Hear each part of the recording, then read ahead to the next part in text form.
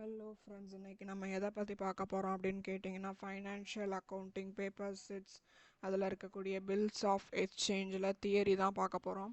Okay, before that if you are வாட்சிங் our channel for the first time please subscribe. Okay, நம்ம இப்போ வீடியோக்குள்ளே போகலாம். நெகோஷியபிள் இன்ஸ்ட்ருமெண்ட் டெஃபினேஷன் தான் நம்ம ஃபஸ்ட்டு பார்க்க போகிறோம். ஓகே, அப்போ நான் என்னன்றதை பார்ப்போம். A negotiable instrument means a promissory note or bill of exchange or check payable either to order of to the bearer. Okay, என்ன சொல்கிறாங்க?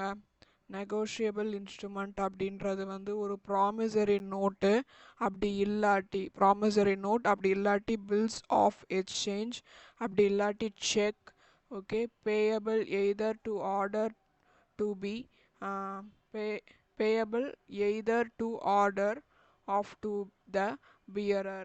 இதுதான் negotiable instrument. ஓகே, நெக்ஸ்ட் வந்து definition of bills of exchange தான் நம்ம பார்க்க போகிறோம். Okay, இது என்ன? Bills of exchange is an instrument in writing.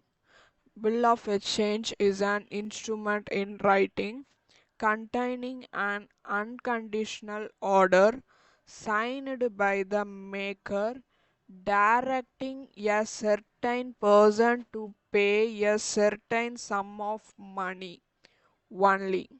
Okay, to or to the order of a certain person or to the bearer. Okay, இப்போ bills of நெகோஷியபிள்னா என்னன்னு பார்த்துட்டோம். அப்புறம் வந்து பில் ஆஃப் எக்ஸ்சேஞ்ச்னா என்னன்னு பார்த்துட்டோம். இப்போ அதனுடைய essential element of a bill of exchange இந்த கான்செப்ட் பற்றி பார்க்க போகிறோம். ஓகே, ஃபஸ்ட்டு பாயிண்ட் என்ன சொல்லியிருக்காங்கன்னா, it must be a writing and maybe in any language and in any form. Okay, next பார்த்தோம்னா second, it must be drawn on a particular day. It must be drawn on a particular day. ஒரு குறிப்பிட்ட டேட்டில் இது வந்து நம்ம draw பண்ணுவோம் இல்லையா, அது. அடுத்து, there are 3 parties of bill of exchange: drawer, maker. Drawer அல்லது மேக்கர் சொல்லுவாங்க. அப்புறம் drawee, payee. Okay, next fourth one பார்த்தோம்னா, it must be signed by the drawer அல்லது maker. Okay, okay, fourth point, it must be signed by the drawer அல்லது maker. இவங்க தான் இதை வந்து சைன் பண்ணுவாங்க. ஓகே, நெக்ஸ்ட் பார்த்தோம்னா fifth point, it must contain an unconditional and imperative order to pay. ஓகேவா, it must B contain and unconditional and imperative order to pay. Okay, sixth point பார்த்தோம்னா, the order to pay must be directed to a certain person. Directed to a certain person. Sixth point என்ன? The order to pay must be directed to a certain person. Okay, seventh point, the order must be to pay a certain sum of money only. Okay, eighth point, it must be accompanied with proper stamp as per the requirement of the law. ஓகேவா, eighth point என்ன? It must be accompanied with paper stamp as per the requirement of the law. Okay, நம்ம essential element of the bill of எக்ஸ்சேஞ்சில் 8 point பார்த்தோம். இப்போது நான் இதெல்லாம் நம்ம உங்களுக்கு புரிஞ்சிருக்கும் நம்புகிறேன். இந்த 3 இதுக்கும் நான் டெஃபினேஷன் சொல்லிடுறேன். ட்ராவர் மேக்கர் அப்படின்றது வந்து பில்லை வந்து எழுதக்கூடிய நபரை வந்து ட்ராவர் மேக்கர்னு சொல்லுவோம். ட்ராயி அப்படின்றவங்க வந்து அக்செப்ட் பண்ணுவாங்கள்ல, அதாவது அந்த பில்லை அக்செப்ட் பண்ணிட்டு அந்த அமௌண்ட்டை பேமெண்ட் பண்ணக்கூடியவங்க வந்து ட்ராயி. அப்புறம் பேயி அப்படின்றவங்க வந்து சில டைம் நம்ம என்டோஸ் பண்ணுவோம். அந்த மாதிரி பண்ணும்போது பணத்தை பெறுபவர் யார் அப்படின்றத சொல்கிறது தான் பேயி. என்டோஸே சொல்லலாம், இல்லை வந்து அமௌண்ட்டை வந்து யார் ரிசீவ் பண்ணுறாங்களோ அவங்கள வந்து பேயின்னு நம்ம சொல்லுவோம். ஓகே, நெக்ஸ்ட்டு வந்து ட்ராவர் அப்படின்றத பற்றி பார்க்க போகிறோம். Okay, parties to a bill of exchange இதுதான் டாபிக். அதில் ட்ராவர் ஃபஸ்ட்டு டாபிக் நம்ம வந்து பார்க்க போகிறோம். ஓகே, ட்ராவர் அப்படின்னா என்ன? Drawer is a party that issue a bill of exchange, creditor, lender or seller. Okay, இதுதான். He is the maker of the bill and his signature is necessary. ஓகேவா, இதுதான் drawer. Okay, next drawee, அதை பற்றி பார்க்கலாம். Drawee is the party to which the order to pay is sent, debtor, lender, purchaser. ஓகேவா, the drawee becomes the acceptor of the bill when she it has written the acceptance on the bill of exchange. Okay, next topic வந்து payee. Payee அப்படின்னா payee or the beneficiary is the party to which the bill of exchange is payable, may be drawer or other party. Okay, next என்ன பார்க்க போறோம் அப்படின்னா documentary bill. Okay, அப்படின்னா என்ன? In this, the bill of exchange is supported by the relevant document that confirm the genuineness of sale or transaction that took place between the seller and buyer. Okay, documentary bill அப்படின்னா என்ன அப்படின்றத ஷார்ட்டாக சொல்லணும் அப்படின்னா நம்ம வந்து செல்லருக்கும் பையருக்கும் இருக்கக்கூடிய ஒரு சேல் அல்லது டிரான்சாக்ஷனை வந்து சொல்லக்கூடியதை தான் இதை வந்து டாக்குமெண்ட் பில் அப்படின்னு சொல்லுவோம். ஓகே, அடுத்து டிமாண்ட் பில் அப்படின்றது என்ன அப்படின்றத பற்றி பார்க்கலாம். டிமாண்ட் பில் அப்படின்றது this bill is payable when it demanded. The bill does not have a fixed date of payment. Therefore, the bill has to be cleared whenever presented. அப்படின்னா என்ன அர்த்தம்? ஓகேவா, இது வந்து ஒரு ஃபிக்ஸட் டேட்டில் வந்து இருக்காது. ஓகே, அதனால் பில் வந்து எப்போ வந்து ப்ரெசன்ட் பண்ணுறாங்களோ அப்போ தான் இது வந்து கிளியர் ஆகும் அப்படின்னு சொல்கிறாங்க. ஓகேவா, நெக்ஸ்ட்டு உசைன் உசான்சி பில். ஓகே, இது எப்படி என்ன அப்படின்றத பார்க்கலாம். It is a time bound bill, which means the payment has to be made within the given time period and time. அதாவது ஒரு அவங்க கொடுத்துருக்கக்கூடிய கிவன் டைம் அண்ட் பீரியடுக்குள்ள இது வந்து பவுன்ஸ் ஆகணும். ஓகேவா, நெக்ஸ்ட் வந்து இன்லேண்ட் பில் அப்படின்னா என்ன? An inland bill is payable only in one country and not in any other foreign country. This bill is opposite to the foreign bill. இது வந்து foreign பில்லுக்கு ஆப்போசிட் ஆனது. ஓகேவா, இது வந்து ஒன் கண்ட்ரியில் இருக்கக்கூடிய ஒரு பில், ஒரு நாட்டுக்குள்ளேயே நம்ம பில் கொடுத்து பேமெண்ட் பண்ணுறோம்ல, அதான் இன்லேண்ட் பில் அப்படின்றத வந்து மென்ஷன் பண்ணுறாங்க. க்ளீன் பில் அப்படின்னா என்ன? This bill does not have any proof of a document, so the interest is comparatively higher than the other bill. இந்த பில் வந்து ஒரு டாக்குமெண்ட்டுக்கான ப்ரூஃபாக இருக்காது. அதனால் இதை யூஸ் பண்ணும்போது நம்மளுக்கு மற்ற பில்லை கம்பேர் பண்ணும்போது இந்த பில் யூஸ் பண்ணும்போது நம்மளுக்கு இன்ட்ரெஸ்ட் வந்து அதிகமாக இருக்குன்ற மாதிரி சொல்கிறாங்க. ஓகே, ஃபாரின் பில் அப்படின்னா என்ன? A bill that can be paid outside India is termed as a foreign bill.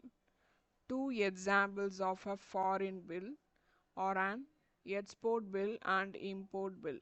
Export import அப்படின்றத நீங்கள் பார்த்த போதே ஃபாரின் பில்னா என்னன்றது உங்களுக்கு தெரிஞ்சிருக்கும். அடுத்த டாபிக் போகலாம். அக்கமடேஷன் பில் ஆஃப் எக்ஸ்சேஞ்சில் அக்கமடேஷன்ற வார்த்தைகள் நம்ம அடிக்கடி பார்த்துருப்போம். ஸோ இது சொன்ன உடனே உங்களுக்கு நல்லாவே புரிஞ்சிருக்கும். A bill that is sponsored, drawn, accepted without any condition is known as an accommodation bill. அவ்வளோதாங்க, வித்தவுட் எனி கண்டிஷன், அவ்வளோதான். அக்கமடேஷன் பில் அப்படின்னா. நெக்ஸ்ட் ட்ரேடு பில் அப்படின்னா என்ன?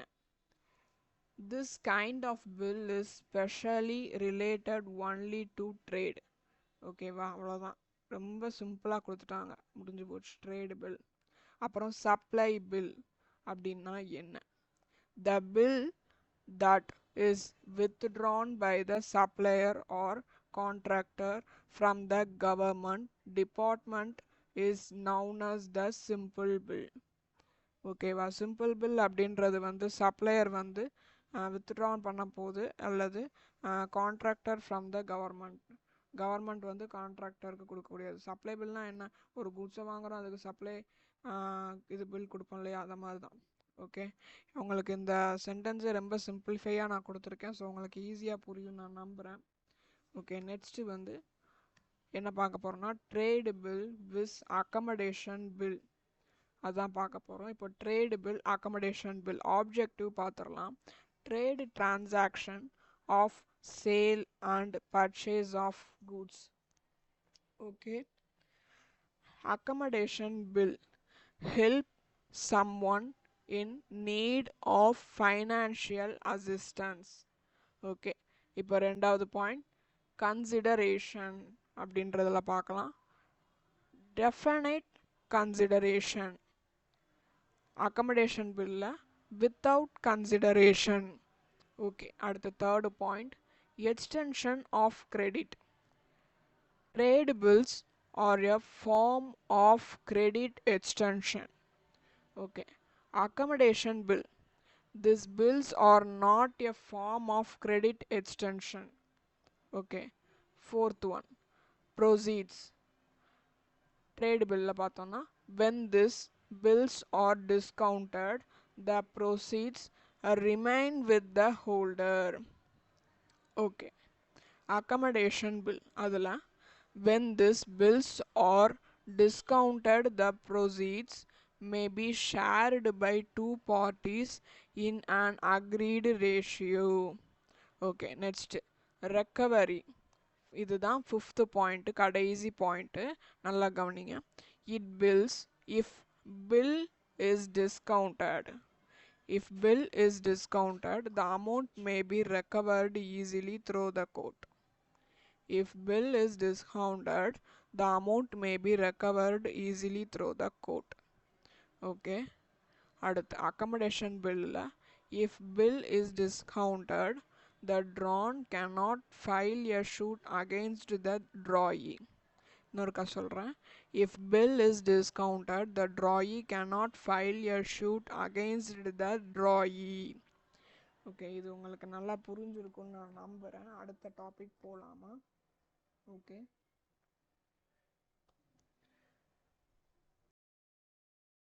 ஓகே, மெச்சூரிட்டி அல்லது due date of the bill of exchange and days of grace, இதை பற்றி நம்ம பார்க்க போகிறோம். ஃபர்ஸ்ட் என்ன சொல்லியிருக்கிறாங்க அப்படின்னு பார்த்தோம்னா, maturity date in case of and demand bill அல்லது அட் சைட் பில் அல்லது ஆன் ப்ரெசன்டேஷன் பில். ஓகேவா, இதில் என்னன்னு பார்த்தோம்னா த பில், இந்த மாதிரி பில்லுலாம் என்ன மாதிரிலாம் இருக்கும் அப்படின்றத பார்க்க போகிறோம். The bill at sight becomes the bill at site becomes due for payment as soon as it is presented for payment. ஓகேவா, என்ன சொல்கிறாங்க அப்படின்னா, ஒரு பில், அந்த பில்லை வந்து ப்ரெசன்ட் பண்ணிட்டோம் அப்படின்னாலே அதை வந்து பேமெண்ட் பண்ணணும். ஓகேவா, அதுதான் ஃபர்ஸ்ட் பாயிண்ட். அடுத்து in case of instrument payable on demand. Instrument payable on demand அப்படின்னா அதுக்கு வந்து டைம் இருக்காது, எதுவுமே மென்ஷன் பண்ணியிருக்க மாட்டாங்க. ஸோ இந்த மாதிரி கண்டிஷன்ஸில் இருக்கும்போது not entitled to the days of grace, அதை 3 நாள் நம்ம கிரேஸ் டேஸ் போடுவோம்ல, அது வந்து போடக்கூடாது. இதில் எதுக்கெல்லாம் போடக்கூடாது? Maturity date in case of and demand bill. Demand பில்லாக இருந்தாலோ, அட் சைட் பில்லாக இருந்தாலோ, ஆன் ப்ரெசன்டேஷன் பில்லாக இருந்தாலோ நம்ம என்ன பண்ணணும்? இன்ஸ்ட்ருமெண்ட் பேயபிள் ஆன் டிமாண்டாக இருந்தாலோ கிரேஸ் டேஸ் யூஸ் பண்ணக்கூடாது. நெக்ஸ்ட் ரெண்டாவது point maturity date in case of after date bill. ஓகேவா, மெச்சூரிட்டி டேட் வந்து பில்லோட இது டேட்டுக்கு பிறகு இருக்கக்கூடியது அந்த மாதிரி. இந்த case of bill after date, ஓகேவா, நம்ம பில்லை பார்த்ததுக்கு பிறகு, நம்ம பில்ல இருக்கக்கூடிய டேட்டை பார்த்ததுக்கு பிறகு the time of payment is mentioned, ஓகேவா. In the case of bill after date, the time for payment is mentioned. Okay, next point, இதில் வந்து 3 days கிரேஸ் டேஸ் வந்து அலோவ் பண்ணணும். ஓகே, அடுத்து maturity date in case of after sight bill, ஓகேவா. After sight bill, பில்லை வந்து பார்க்குறதுக்கு, பில்லை பார்த்ததுக்கு அப்புறம். Okay, in case of bill after sight, பில்லை பார்த்ததுக்கு பிறகு fixed period payable at a fixed period after sight, ஓகேவா. இது வந்து ஃபிக்ஸட் பீரியடாக இருக்கக்கூடியது. எப்போ இருந்து இதை நம்ம டேட் கால்குலேட் பண்ணுவோம்னா, பில்லை வந்து நம்ம என்னைக்கு அக்செப்ட் பண்ணமோ அந்த டேட்லேருந்து நம்ம வந்து டேட் கால்குலேட் பண்ணுவோம். இதில் எப்படி ஆஃப்டர் சைட் பில் அப்படின்னா, நம்ம அக்செப்ட் பண்ண டேட்லேருந்து நம்ம வந்து கால்குலேட் பண்ணுவோம் டேஸை. இதுக்கு வந்து கிரேஸ் டேஸ் உண்டு. ஓகே, நெக்ஸ்ட் பார்த்தோம்னா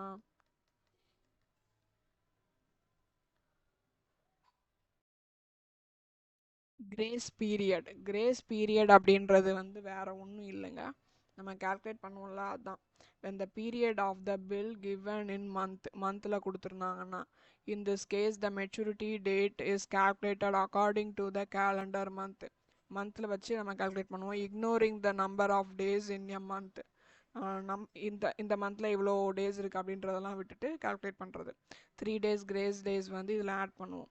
ஓகேவா. If a bill date 4th May 2022 அப்படின்னா is payable 3 month after date அப்படின்னா மே, ஜூன், ஜூலை, ஆகஸ்ட் 3 மாதமா, ஆகஸ்ட் 4, 4th August 2022 + 3 days அப்படின்னா 7 August 2022. அடுத்து இன்னொரு concept, when the period of bill is given in day, ஓகேவா. டேஸில் கொடுத்துருக்க பட்சத்தில் நம்ம என்ன மந்த் பார்த்துட்டு இப்போ டேஸ் பார்க்க போகிறோம். the maturity date will be calculated in days. டேஸில் கால்குலேட் பண்ண போகிறோம். this excludes the date of transaction but includes the date of payment, ஓகேவா. transaction date இருக்கும், transaction date இருக்காது, பட் பேமெண்ட் டேட் வந்து இருக்கும் இதில், ஓகேவா. 3 days கிரேஸ் டேஸ் கொடுத்துருக்காங்க are added in this case also. Okay, இதுக்கு எக்ஸாம்பிள் பார்த்தோம் அப்படின்னா 5th June 2022 வந்து பில் டேட் இருக்குது. பேமெண்ட் பேயபிள் எப்போ பண்ணுறாங்க அப்படின்னா 65 நாள் கழிச்சு பண்ணுறாங்க. அப்போனா மெச்சூரிட்டி டேட் எவ்வளோ அப்படின்றது தான் மேட்ரு, ஓகேவா. இப்போ இந்த days 25 days, 31 days, 9 days, 3 days இதெல்லாம் உங்களுக்கு கால்குலேட் பண்ண தெரியும். 25 + 31 + 9 போட்டோம்னா 65 நம்மளுக்கு கிடைக்கும். அதுலேருந்து +3 days கிரேஸ் டேஸ் ஆட் பண்ணோம்னா நம்மளுக்கு 12th August 2022 அப்படின்றது நம்மளுக்கு கிடைக்கும். ஓகே, நெக்ஸ்ட் பார்த்தோம் அப்படின்னா when maturity date falls on a national holiday, ஓகேவா. இப்போ வந்து 15 ஆகஸ்ட் அப்படின்றது வந்து இண்டிபெண்டன்ட் டே, நேஷ்னல் ஹாலிடேஸ் அப்படின்னா நம்மளுடைய டேட் என்னைக்கு முடியுது, கிரேஸ் டேஸ் எல்லாம் சேர்த்து அப்படின்னா 15ஆம் தேதி முடியுது அப்படின்னா நம்ம வந்து 14ஆம் தேதியே பேமெண்ட் பண்ணிடணும், ஓகேவா. அடுத்து எமர்ஜென்சி ஹாலிடே, பேண்டமிக் ஹாலிடேஸ் அந்த மாதிரி, இல்லை ஏதாவது கலவரம் அந்த மாதிரி திடீர்னு லீவ் விடுவாங்கல்ல, அந்த மாதிரி பண்ணும் பொழுது நம்ம என்ன பண்ணுவோம், அதுக்கு இருந்து அடுத்த நாள், ஓகேவா, ஆஃப்டர் 1 day நம்மளுக்கு இப்போ இது 20ஆம் தேதி சொல்லியிருக்காங்க அப்படின்னா 20ஆம் தேதி நம்மளுடைய பில் டேட்டு, 20ஆம் தேதி கலவரம் ஆயிடுச்சு, லீவ் விட்டுட்டாங்க. ஸோ 20ஆம் தேதி நம்மளுக்கு வந்து மெச்சூரிட்டி டேட் கம்ப்ளீட் ஆகாது, 21ஆவது நாள் தான் கம்ப்ளீட் ஆகும். ஓகேங்க, 25 இங்கே 26. ஸோ நான் வேறு எக்ஸாம்பிள் சொன்னேன், ஒன்றும் இல்லை. ஓகே, தேங்க்ஸ் ஃபார் வாட்சிங். Please like and share your friends. Still, if you have any doubt, please comment me. இந்த theoretical video bill of exchange நம்ம ஃபுல்லாக கம்ப்ளீட் பண்ணிட்டோம். இது உங்களுக்கு யூஸ்ஃபுல்லாக இருக்கும்னு நான் நம்புகிறேன். ப்ளீஸ் சப்ஸ்கிரைப் பண்ணுங்கள். பாய்.